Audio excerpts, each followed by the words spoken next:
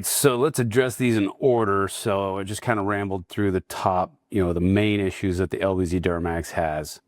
Fuel injectors failing, we kind of already covered that, put a FAS on it. Head gaskets failing, kind of covered that.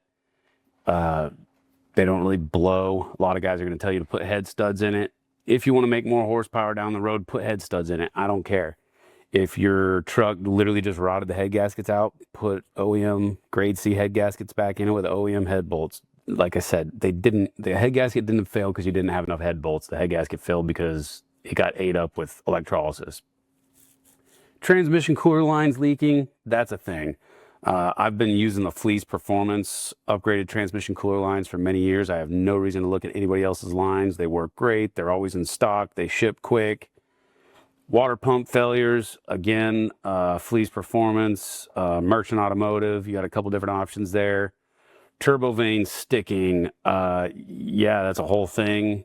Once again, Fleece Performance. I'm not trying to be biased here. It's just they kind of been my go-to for Duramax stuff over the years. They make their Fleece Cheetah drop-in turbo. It works great on a stock truck. It works great with a truck that's wanting to make a little more horsepower.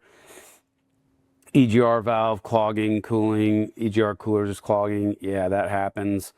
In the past, everybody was deleting them. The best tuning company out there got in big trouble with the EPA. We couldn't get good tunes anymore. Once we couldn't get good tunes anymore, we stopped yanking them off and throwing them in the trash. Just started replacing them. And, stay on top of your coolant.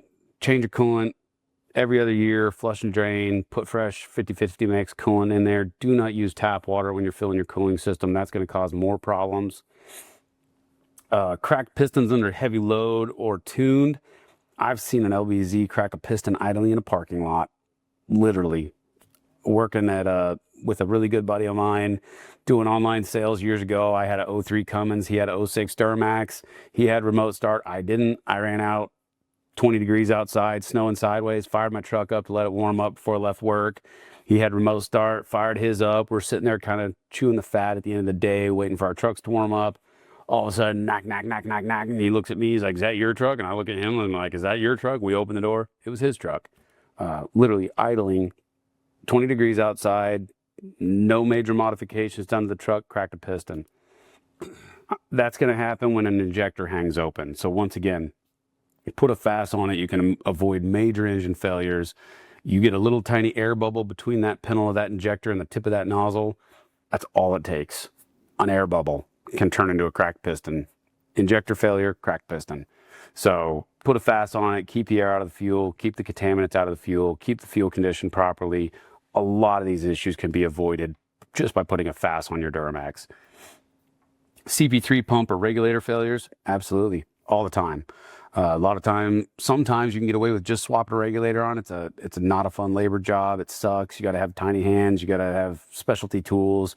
You can get away with it. Fixes the problem for a couple of weeks, and the pump ends up going anyways. Typically, if you're going to get in there and replace the regulator, I recommend putting a whole pump on it just for warranty's sake, labor's sake, not doing it twice. So that kind of covers the common issues that the LBZs have.